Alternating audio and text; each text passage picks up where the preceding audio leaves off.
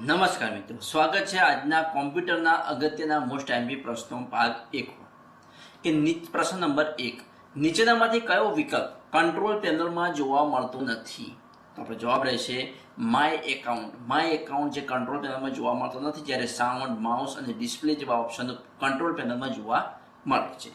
પ્રશ્ન નંબર 2 કે એક વેબ પેજ પરથી બીજા વેબ પેજ પર જવાની સુવિધા કોણ આપે છે? તો જવાબ છે હાઇપરલિંક આપે છે. પ્રશ્ન નંબર 3, GUI નું પૂરું નામ શું છે? તો GUI નું પૂરું નામ છે ગ્રાફિકલ યુઝર ઇન્ટરફેસ. પ્રશ્ન નંબર 4, XML નું પૂરું નામ શું છે? તો XML નું પૂરું નામ છે એક્સટેન્સિબલ માર્કઅપ લેંગ્વેજ.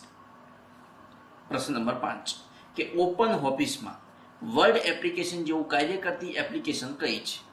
તો ઓપન ઓફિસમાં વર્ડ એપ્લિકેશન જેવું કાર્ય કરતી એપ્લિકેશન છે રાઇટર.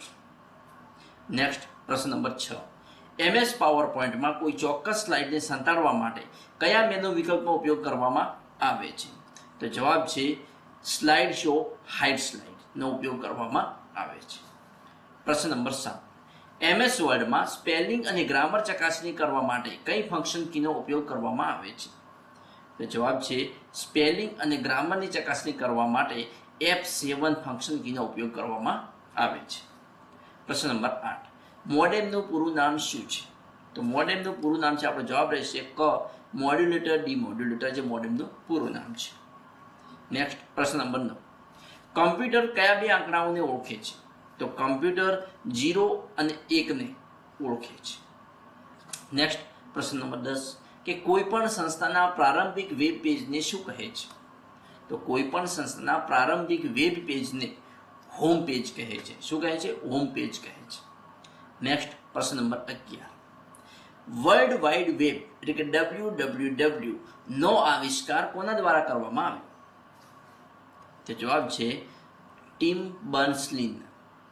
વર્લ્ડ વાઇડ વેબ એટલે કે WWW નો આવિષ્કાર ટિમ બર્ન્સ-લી દ્વારા કરવામાં આવ્યો હતો. પ્રશ્ન નંબર 12 કે કમ્પ્યુટરમાં સંગ્રહિત ડેટાના સંદર્ભમાં બાઇટ એટલે શું? બાઇટ એટલે શું? કમ્પ્યુટરમાં સંગ્રહિત ડેટાના સંદર્ભમાં બાઇટ એટલે શું?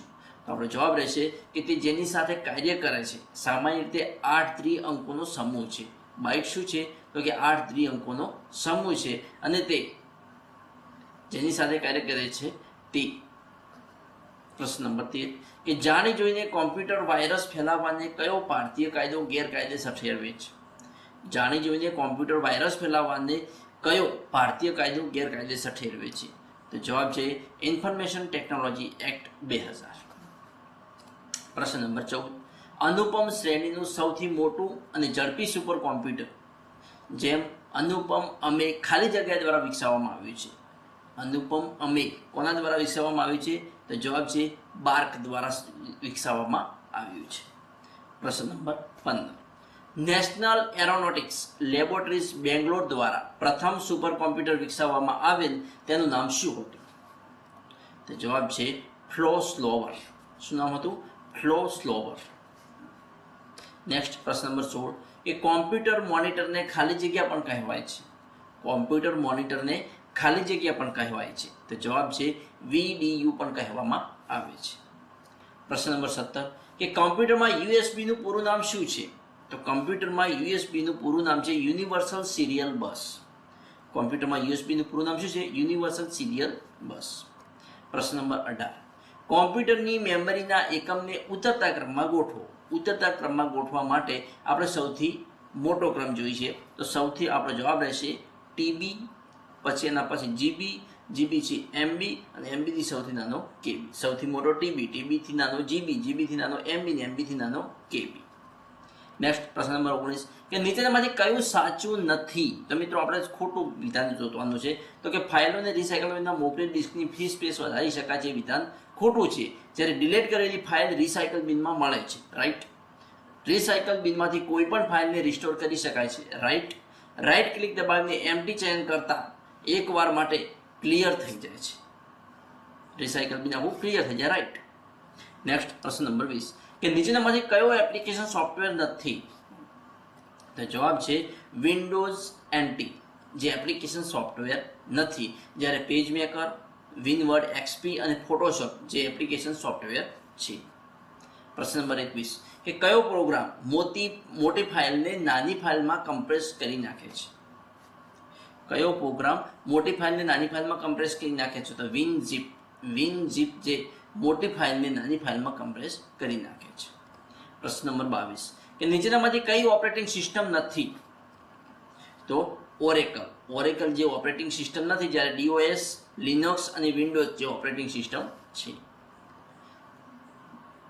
પ્રશ્ન નંબર 23 રિસાયકલ બિનમાં ફાઇલનો સંગ્રહ કર્યા વિના કેવી રીતે ડિલીટ કરી શકાય છે? ફાઇલનો સંગ્રહ કર્યા વિના કેવી રીતે ડિલીટ કરી શકાય છે? તો જવાબ છે પ્રેસ શિફ્ટ પ્લસ ડિલીટ કી દબાવવાથી રિસાયકલ બિનમાં ફાઇલનો સંગ્રહ કર્યા વિના ડિલીટ કરી શકાય છે.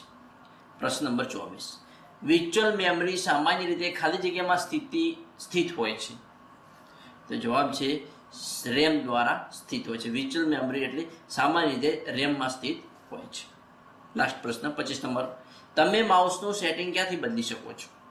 તો આપણો જવાબ રહેશે કંટ્રોલ પેનલમાં જઈને માઉસનું સેટિંગ બદલી શકાય છે. તો વિદ્યાર્થી મિત્રો, અવનવા નેક્સ્ટ પ્રશ્નો જોવા ચેનલને સબસ્ક્રાઇબ કરવાનું અને તમારા મિત્રો સાથે લિંક શેર કરવાનું ના ભૂલતા. Thanks for watching my video.